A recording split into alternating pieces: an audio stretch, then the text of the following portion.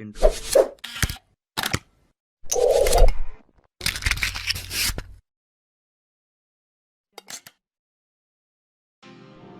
بسم اللہ الرحمن الرحیم. السلام علیکم. اب مسئلہ یہ ہے کہ پوری دنیا اللہ تعالیٰ کے بھیجے ہوئے عذاب میں مبتلا ہے، جسے ہم کرونا کہتے ہیں. نام کوئی بھی ہو، عذاب تو عذاب ہے. اللہ انسان کو وارننگ دیتا ہے کہ میرا یہ بندہ سیدھے راستے پہ چلے. جب انسان راستے سے بھٹکتا ہے اور خدا کو بھول جاتا ہے تو تکبر کی زد میں آ جاتا ہے، تو پھر اس وقت انسان اس کو صحیح اور غلط کی پہچان ختم ہو جاتی ہے. اس لیے پھر اللہ تعالیٰ عذاب نازل کرتا ہے. تو جو لوگ اللہ کے ماننے والے ہیں، جن کو اللہ پہ پورا یقین ہے، تو وہ توبہ کرتے ہیں، سدھر جاتے ہیں اور اللہ تعالیٰ ان کی توبہ قبول فرماتا ہے.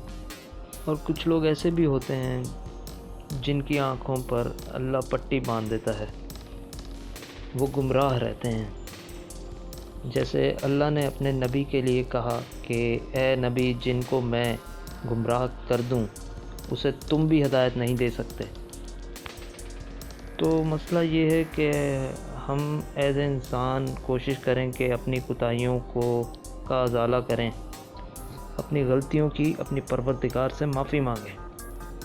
جو تکلیف اتنے عرصے سے کشمیر میں ہو رہی ہے، جو لاک ڈاؤن کشمیر میں کیا ہوا ہے، 266 دن ہو گئے ہیں، ان کو اپنے گھر میں محصور کر دیا ہے. جو دشمن ہے کشمیری عوام کی، انہوں نے بند کیا ہوا ہے. ہم اپنے ملک لاک ڈاؤن ہیں، اپنی مرضی سے ہیں، یا ہماری حکومت نے ہمارے بھلائی کے لیے لاک ڈاؤن کر رکھا ہے؟ تمام دنیا میں ہر کسی کی حکومت ان کی بھلائی کے لیے، لیکن انڈیا کی فوج ان کی بھلائی کے لیے نہیں، بلکہ جس نے باہر سر نکالا اسے وہیں گولی مار دی. گھروں میں گھس گھس کے جوان لڑکیوں کے ساتھ زیادتی، جوان بچوں کو لے جا کر قتل و غارت مچائی ہوئی. کیا کیا ظلم نہیں ہو رہا. وہ ظلم جس کی داستان نہ تو کوئی نرم دل انسان سن سکتا ہے، نہ دیکھ سکتا ہے. وہ ظلم وہاں ڈھایا جا رہا ہے، لیکن پوری دنیا نے آنکھیں بند کر لی ہوئی ہیں. ہمارے وزیر اعظم پاکستان عمران خان، انہوں نے بڑی کوشش کی دنیا کو جگانے کی. وہ درد دل رکھتے تھے تو انہوں نے پوری کوشش کی. کچھ لوگوں نے انہیں بھی سیاسی رنگ دے دیا، کیونکہ جو ان کی یو این اسمبلی میں تقریر تھی نا، اور وہ بھی فی الودی اس بات کا اظہار تھی کہ انہوں نے دل سے کوشش کی، لیکن اس کے باوجود کسی کے کانوں پر جوں تک نہیں رینگی. ہمارے لوگ وہاں جاتے ہیں، مودی کی مکاریوں میں گھوم گھما کے آ جاتے ہیں. اس میں سب سے زیادہ ذمہ داری تو ٹرمپ کی تھی، کیونکہ وہ تو سپر پاور ہے. اللہ نے ہی اسے بنایا ہے نا.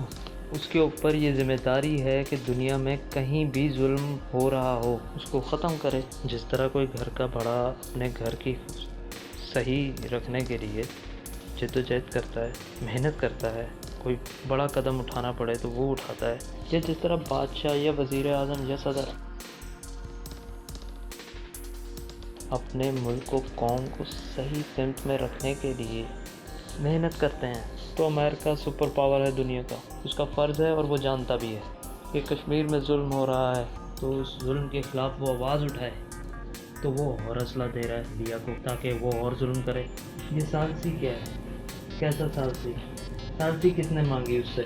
امریکہ OIC کا اجلاس بلائے اور بار بار ان کو پریشر دے، انڈیا سے معاشرتی تعلقات ختم کرے. اصل حل یہی ہے کہ جب تک کشمیر میں لاک ڈاؤن ختم نہیں ہوگا، کورونا کی وبا سے کیا گیا لاک ڈاؤن ختم نہیں ہو. اگر کورونا ختم بھی ہو جاتا ہے تو اللہ کسی اور روپ میں عذاب بھیجے گا.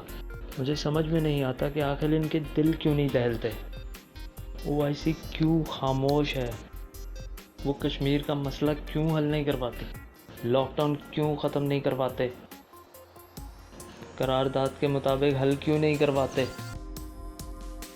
میری ایک درمندانہ اپیل ہے، لیکن ویسے تو ہماری مسلم امہ ہی سوئی ہوئی ہے. جو عالمی طاقتیں ہیں وہی آگے بڑھیں۔ اب کچھ نہ کچھ 10% احساس تو ہوا ہوگا کہ لاک ڈاؤن میں کیا تکلیف ہو رہی ہے۔ ویسے یہاں تو تکلیف صرف 10% ہے، وہاں تو کشمیری 100% تکلیف میں زندگی گزار رہے ہیں۔ اس لیے خدا کو یاد کریں اور کشمیر کے لیے آواز اٹھائیں، اس کا لاک ڈاؤن ختم کروائیں، پھر دیکھیں معجزہ۔ اللہ تعالیٰ معجزے دکھاتا ہے تو یہ معجزہ ہوگا انشاءاللہ، دنیا میں امن ہو جائے گا۔